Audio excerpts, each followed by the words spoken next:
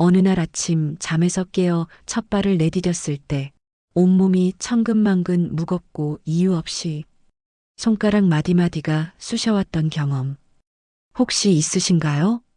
계단 몇 칸만 올라도 숨이 차오르고 늘 다니던 시장 가는 길이 갑자기 멀게만 느껴지는 순간. 많은 분들이 이렇게 말씀하십니다. 나이 들면 원래 다 그렇지. 그러나 정말 그럴까요? 의학적으로는 결코 당연한 일이 아닙니다. 오늘 제 이야기를 들어보신다면 어쩌면 여러분이 겪고 있는 그 무기력함과 통증의 진짜 원인이 다른 곳에 있을지도 모른다는 사실을 깨닫게 되실 겁니다. 상상해 보십시오. 오늘처럼 자유롭게 움직이는 것이 아니라 내일 아침에는 누군가의 부축 없이는 일어나기조차 버겁고 숟가락 하나 드는 것마저 힘겹다면 어떨까요? 우리는 흔히 이러한 증상들을 단순한 노화나 관절염 탓으로 돌립니다. 하지만 전문가들은 경고합니다. 마음의 병, 즉 오랜 시간 억눌러온 스트레스와 우울감이 바로 조용한 건강 도둑이 되어 우리 몸을 서서히 무너뜨릴 수 있다고 말입니다. 마음의 상처는 눈에 보이지 않게 조금씩 우리 몸의 면역 체계를 갉아먹고 염증 수치를 높이며 결국에는 만성 통증과 무기력증으로 나타납니다. 그런데 놀라운 사실은 마음의 짐을 내려놓는 것만으로도 우리 몸은 다시 깨어날 수 있다는 점입니다. 낡은 감정을 털어내고 새로운 관계를 맺는 것만으로도 잃었던 활력과 건강을 되찾을 수 있다는 뜻이지요. 문제는 많은 분들이 이 깊은 연결고리를 모른 채 그저 약에만 의존하고 있다는 겁니다. 오늘 제 이야기를 끝까지 들어보신다면 40년간 묵혀온 마음의 병이 어떻게 제 몸을 아프게 했는지, 그리고 마주하고 치유하는 과정이 어떻게 제 삶과 건강을 바꾸어 놓았는지 알게 되실 겁니다. 단지 이 차이를 아는 것만으로도 10년 뒤 당신의 몸과 마음은 완전히 달라질 수 있습니다. 여러분은 지금 인생의 갈림길에 서 있습니다. 마음의 병을 방치하여 몸까지 잃을 것인가, 아니면 마음을 돌보아 건강한 내일을 맞이할 것인가. 선택은 오늘 바로 이 이야기가 끝나는 순간에 달려 있습니다. 이제 저의 음반지의 속삭임을 시작하겠습니다. 조용한 일상의 균열, 몸으로 나타나는 신호.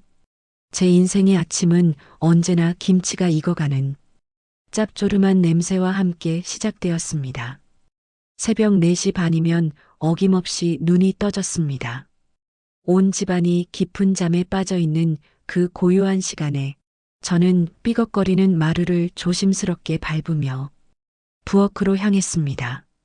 남들보다 조금 더 일찍 하루를 여는 것이 지난 40년간 제 몸에 세포 하나하나 새겨진 바꿀 수 없는 습관이었습니다. 해가 뜨기도 전 서늘한 기운이 감도는 부엌에 홀로 서서 가장 먼저 하는 일은 시어머니의 혈압약을 물과 함께 정갈한 쟁반에 받치는 것이었습니다. 요즘 들어 제 손가락 마디가 아침마다 뻣뻣하게 굳어 찻잔을 쥐는 것조차 힘겨웠지만 내색할 수는 없었습니다. 그리고는 맞벌이로 늘 시간에 쫓기는 딸 민영을 대신해 하나뿐인 손주 준호의 작은 도시락통을 정성껏 채우는 것으로 저의 진짜 하루가 시작되었습니다. 밥을 안 치고 국을 끓이고 나물을 무치는 소리. 이 집의 시간은 제 부지런한 손끝에서 비로소 흘러가기 시작했습니다. 이 집의 며느리로, 남편 상우의 아내로, 딸 민영의 엄마로, 그리고 손주 준호의 할머니로 살아온 지 어언 40년이었습니다. 겹겹이 쌓인 시간만큼 제 역할도 차곡차곡 늘어났지만 정작 이영자라는 제 이름 석자는 점점 희미해져 갔습니다. 시어머니께 저는 늘 무미건조한 영자 씨였고 가족들은 제 존재를 당연한 공기처럼 여겼습니다. 저는 그 호칭들 속에 존재하는 투명하고도 단단한 벽을 매 순간 느끼면서도 그것이 제게 주어진 운명이라 여기며 입꼬리를 올리는 법을 먼저 배웠습니다. 서운함을 드러내는 것은 사치라고 그렇게 스스로를 다독였습니다. 그날도 여느 때처럼 낡은 자개 장롱을 정리하고 있었습니다. 삐걱거리는 문을 열자 나프탈렌과 오래된 나무 냄새가 훅 끼쳐왔습니다. 옷가지들을 정리하다가 장롱 가장 깊숙한 곳 낡은 이불 아래에 넣어둔 작은 비단 주머니를 발견했습니다. 제 친정 어머니께서 물려주신 유품이었습니다. 손때가 묻어 부드러워진 주머니를 열자 그 안에는 빛이 바래 희미한 광택만 남은 은반지 하나가 잠들어 있었습니다. 반지를 꺼내어 부어오른 손가락에 힘겹게 끼워 보았습니다. 차가운 금속의 감촉이 온몸으로 퍼져나가는 듯 했습니다. 반지 안쪽을 더듬자 희미하게 새겨진 글씨가 느껴졌습니다. 사랑보다 선택이 먼저다. 어머니께서는 임종 직전 제 손에 이 반지를 억지로 쥐어주시며 말씀하셨습니다. 이건 내 인생의 증거다. 절대로 잊지 마라, 영자야. 그 말이 무슨 뜻인지 채 묻지 못했던 것이 평생의 한으로 남아 있었습니다. 반지를 쥔 손 안으로 40년간 꾹꾹 눌러왔던 외로움과 이름 모를 서름이 짙은 안개처럼 피어올랐습니다. 그 순간 늘 저를 괴롭히던 두통이 지끈거리며 시작되었습니다. 그날 저녁 식탁에 저는 큰 용기를 내어 그 반지를 끼고 나갔습니다. 식탁에는 어김없이 무거운 침묵이 흘렀고 달그락거리는 수저 소리만이 그 침묵을 위태롭게 채우고 있었습니다. 가장 먼저 반지를 알아챈 것은 역시나 시어머니셨습니다. 제 손가락을 빤히 응시하던 그녀는 들고 있던 숟가락을 상에 탁 소리가 나게 내려놓으며 쏘아붙이셨습니다. 영자씨, 그 촌스럽고 볼품없는 반지는 뭔가 우리 집안 격에 어울리지 않게 심장이 쿵하고 아득한 바닥으로 떨어지는 듯 했습니다. 스트레스를 받을 때마다 찾아오던 소화불량이 명치를 꽉 누르는 기분이었습니다. 남편 상우는 그저 못 본 척 고개를 숙인 채 밥만 파고 있었고 딸 민영은 제 눈치를 보며 작게 중얼거렸습니다. 엄마, 그냥 좀 빼세요. 왜 또 일을 만드세요? 유일하게 제 편이 되어준 것은 6살 손주 준호뿐이었습니다. 할머니, 반지 예뻐요. 반짝거려요. 그 천진한 한마디에도 불구하고 저는 식탁에 둘러앉은 가족이라는 이름의 섬에 홀로 표류하고 있었습니다. 이 작고 낡은 은반지 하나가 제 마음의 병이 어떻게 몸의 통증으로 이어지고 있었는지 그 서막을 알려주고 있었습니다. 그날 밤 저는 잠을 이룰 수 없었습니다.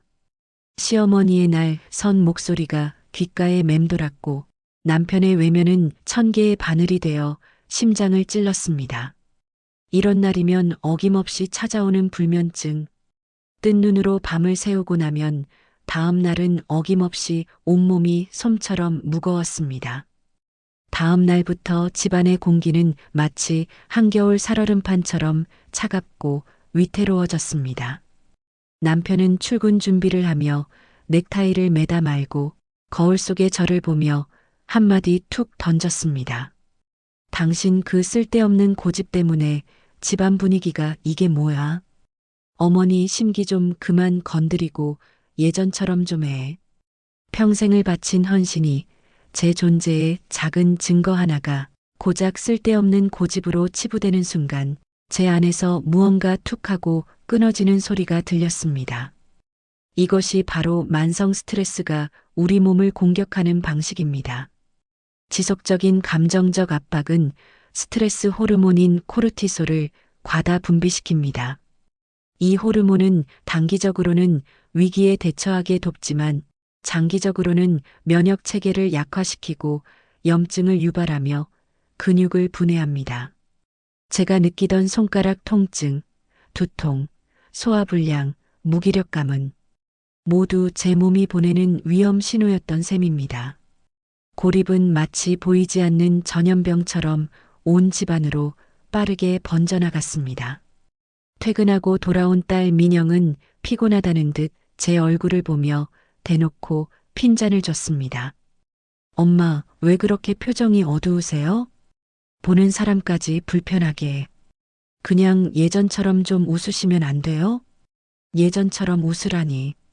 제 웃음이 언제부터 가족의 편안함을 위해 존재하는 도구였단 말입니까?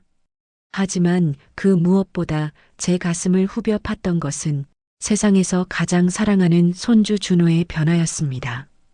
제가 웃지 않자 아이는 저를 피하기 시작했습니다. 할머니, 무서워요. 그 한마디가 날카로운 비수가 되어 제 심장에 깊이 박혔습니다. 저는 그렇게 제 방 안에 갇힌 손주마저 두려워하는 외로운 죄인이 되었습니다. 식욕도 사라졌습니다. 밥을 넘기는 것이 모래를 씹는 것 같았고 며칠 사이에 체중이 눈에 띄게 줄었습니다. 밤이면 홀로 어둠 속에 앉아 창밖을 보며 은반지를 만지작거렸습니다. 의문이 꼬리를 물수록 외로움은 거대한 파도처럼 밀려와 숨통을 조여왔습니다. 그때였습니다. 수십 년 만에 잊고 지냈던 대학 동창 정희에게서 전화가 걸려왔습니다. 영자야, 나 정희야. 잘 지내니? 목소리가 왜 그러니? 무슨 일 있어? 실은 내 어머니께 오래전에 들었던 얘기가 있는데 떨리는 그녀의 목소리는 칠흑 같은 어둠 속에서 비치는 아주 희미한 등불 같았지만 제 몸과 마음은 이미 깊고 차가운 바다에 잠겨 있었습니다. 며칠 뒤 정희가 약속대로 우리 집을 찾아왔습니다. 수십 년 만에 만난 친구의 얼굴에는 저처럼 세월의 흔적이 내려앉아 있었지만 눈빛만은 예전 그대로였습니다. 정희는 제 손을 따뜻하게 잡으며 조심스럽게 입을 열었습니다. 영자야, 이건 내 어머니가 돌아가시기 전에 나한테 맡기신 거야. 내가 살면서 정말 힘들 때, 그때 꼭 전해주라고 신신당부하셨어. 편지를 펼치는 손가락이 뻣뻣하게 굳어 말을 듣지 않았습니다. 그 안에는 제가 지난 40년간 알아온 마음의 병, 그리고 몸의 통증의 근원이 될 만한 충격적인 비밀이 담겨 있었습니다. 시어머니께는 저와 동갑인 딸이 있었고 그 딸이 불의의 사고로 세상을 떠나자 저의 친정어머니께서 저를 그 죽은 딸의 자리에 대신 보냈다는 것이었습니다. 저는 사랑받는 며느리가 아니라 죽은 딸의 빈자리를 채우기 위한 그림자이자 대용품이었던 것입니다. 평생을 이유도 모른 채 죄인처럼 고개를 숙이고 살아야 했던 이유가 제가 그저 진짜가 아니었기 때문이라니 온몸의 피가 차갑게 식어버리는 것 같았습니다. 세상이 발밑부터 무너져 내리는 기분이었습니다. 이처럼 과거에 해결되지 않은 트라우마는 현재의 건강에 직접적인 영향을 미칩니다. 대체품이라는 정체성의 혼란, 사랑받지 못한다는 깊은 슬픔은 제 자율신경계를 교란시키고 만성적인 염증 상태를 유지하게 만들었던 것입니다. 그날 저녁 퀭한 눈으로 마주친 시어머니의 눈가에 처음으로 눈물이 고여 있었습니다. 그녀는 낡은 앨범 속 딸의 사진을 하염없이 쓰다듬고 있었습니다. 내가 죽은 내 딸하고 참 많이 닮았더구나. 그래서 널 며느리로 들였는데. 그런데 내가 너무 잘해서 내 죽은 딸보다 모든 것을 더 잘해내서 그래서 더 미웠다. 그 말을 문 밖에서 듣고 있던 남편 상우는 이 모든 사실에 경악하며 소리쳤습니다. 어머니, 그걸 어떻게 지금까지 저희에게 숨기실 수가 있으세요? 딸 민영은 충격으로 얼굴이 하얗게 질린 채 아무 말도 하지 못했습니다. 이 끔찍한 진실이 우리 가족을 완전히 산산조각 낼 것만 같았습니다. 바로 그때 작은 손 하나가 제 옷자락을 조심스럽게 잡아당겼습니다. 할머니, 울지 마세요. 제가 할머니 지켜줄게요. 준호의 따뜻한 온기만이 무너져 내리는 제 세상의 유일한 위안이었습니다. 그날 밤 저는 처음으로 제 인생의 주도권을 쥐기로 결심했습니다. 거실에 모두를 불러 모았습니다. 더 이상 이 지독한 침묵과 오해 속에 저 자신을 가둘 수는 없었습니다. 제 손에는 어머니의 낡은 편지가 들려 있었습니다. 떨리는 목소리로 그러나 한 글자 한 글자 힘을 주어 저는 편지의 마지막 구절을 읽어 내려갔습니다. 사랑하는 내 딸 영자야. 어미를 용서해다오. 미안하다. 그리고 고맙다, 내 딸아. 너는 내가 평생 되고 싶었지만 되지 못했던 바로 그 강인한 사람이었으니까. 편지 읽기를 마치자 돌처럼 굳어있던 시어머니께서 결국 참았던 울음을 터뜨리셨습니다. 남편과 딸도 제게 다가와 처음으로 진심 어린 사과를 건넸습니다. 40년 만에 처음으로 듣는 그 말들이 낯설게 귓가를 맴돌았습니다. 하지만 제 가슴속 깊이 박힌 응어리는 그 말들로 쉽게 풀리지 않았습니다. 억눌렀던 모든 서름과 분노, 원망이 한꺼번에 터져나왔습니다. 왜 이제야 제가 기다린 세월이 40년인데 왜 이제 와서야? 이것이 바로 치유의 첫 단계입니다. 억눌렀던 감정을 안전하게 표현하는 것. 분노와 슬픔을 밖으로 터뜨리는 과정은 카타르시스를 통해 스트레스 호르몬 수치를 낮추고 엉켜있던 감정의 실타래를 푸는 시작점이 됩니다. 눈물은 실제로 스트레스 물질을 몸 밖으로 배출하는 효과가 있다고 합니다. 그때 제 무릎으로 작은 준호가 기어 올라오며 제 눈물을 닦아주며 물었습니다. 할머니, 이제 행복해요? 그 순수한 질문에 팽팽하게 당겨져 있던 감정의 실이 툭 하고 끊어졌습니다.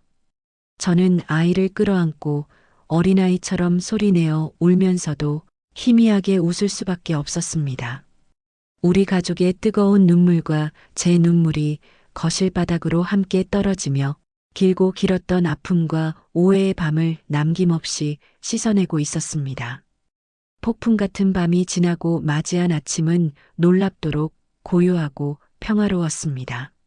놀랍게도 아침에 눈을 떴을 때 늘 저를 괴롭히던 손가락의 뻣뻣함이 한결 덜했습니다. 부엌으로 나가자 시어머니께서 먼저 나와 배추를 다듬고 계셨습니다. 저를 보시더니 멋쩍게 웃으며 말씀하셨습니다. 영자야, 어서 와서 이 김치 양념 좀 같이 만들자. 이제는 내 손맛을 내가 도저히 따라갈 수가 없구나. 영자야. 40년 만에 처음으로 들어보는 온전한 제 이름 석자였습니다. 그 한마디에 지난 세월의 서름이 눈 녹듯 사라지는 것 같았습니다. 우리는 나란히 앉아 말없이 김치를 버무렸습니다. 하지만 그것은 더 이상 불편하고 숨막히는 침묵이 아니었습니다. 서툴지만 서로의 마음을 보듬어주는 따뜻하고 너그러운 시간이었습니다. 출근 준비를 마친 남편이 제 어깨를 감싸며 말했습니다. 여보, 오늘 저녁엔 우리 외식할까? 당신 좋아하는 칼국수 먹으러 갑시다. 딸 민영은 엄마, 우리 모녀끼리 온천 여행이라도 다녀와요. 제가 다 예약할게요라며 살갑게 팔짱을 꼈습니다. 저는 준호의 작은 손을 잡고 집 앞 공원으로 산책을 나갔습니다. 아침 햇살이 참으로 따뜻했습니다. 40년 만에 처음으로 가슴 가득 느껴보는 자유와 해방감이었습니다. 가슴을 짓누르던 돌덩이가 사라지자 숨 쉬는 것조차 편안해졌습니다. 이처럼 긍정적인 사회적 관계는 우리 건강에 지대한 영향을 미칩니다. 사랑과 지지를 느낄 때 우리 뇌에서는 행복 호르몬인 옥시토신과 세로토닌이 분비됩니다. 이 호르몬들은 스트레스 호르몬인 코르티솔의 작용을 억제하고 혈압을 낮추며 면역력을 강화하고 통증을 완화하는 효과가 있습니다. 제가 경험한 몸의 변화는 결코 기적이 아니었던 셈입니다. 제 손가락에서 은반지가 아침 햇살을 받아 그 어느 때보다 환하게 반짝였습니다. 친정 어머니의 선택은 저를 깊은 고통 속에 살게 했지만 동시에 그 누구보다 저를 강인한 사람으로 만들었습니다. 그 무겁던 희생의 무게가 이제는 새로운 삶을 향한 단단한 디딤돌이 된 기분이었습니다. 여러분, 저의 이야기는 어떻게 들으셨나요? 제 몸을 아프게 했던 것은 나이도 고된 집안일도 아니었습니다. 바로 40년간 묵혀두었던 마음의 병이었습니다. 족에게 인정받지 못했던 외로움, 제 존재를 부정당했던 깊은 슬픔이 제 몸을 공격했던 것입니다. 그리고 저를 다시 일으켜 세운 것 또한 값비싼 약이나 특별한 치료법이 아니었습니다. 제 상처를 똑바로 마주할 용기, 그리고 가족들의 따뜻한 말 한마디와 진심 어린 사과였습니다. 혹시 지금 원인 모를 통증이나 무기력감으로 힘들어하고 계신가요? 그렇다면 잠시 멈춰서서 여러분의 마음을 들여다보시길 바랍니다. 혹시 오랫동안 풀지 못한 응어리는 없는지, 누군가에게 서운했던 감정을 꾹꾹 눌러 담고 있지는 않은지 말입니다. 건강은 혼자 지키는 것이 아니라 함께 지킬 때 더 강해집니다. 오늘 당신의 이야기를 나눌 수 있는 사람에게 용기 내어 전화 한 통 해보시는 건 어떨까요? 혹은 제 이야기처럼 당신의 마음을 아프게 했던 사람과 솔직하게 대화할 기회를 만들어 보는 것도 좋습니다. 기억하십시오. 당신의 몸은 정직합니다. 오늘의 선택이 내일의 건강을 만듭니다. 마음의 짐을 내려놓는 작은 용기가 10년 뒤 당신의 자유를 지켜줄 것입니다. 지금 당장 시작하십시오. 당신의 몸과 마음은 반드시 응답할 것입니다.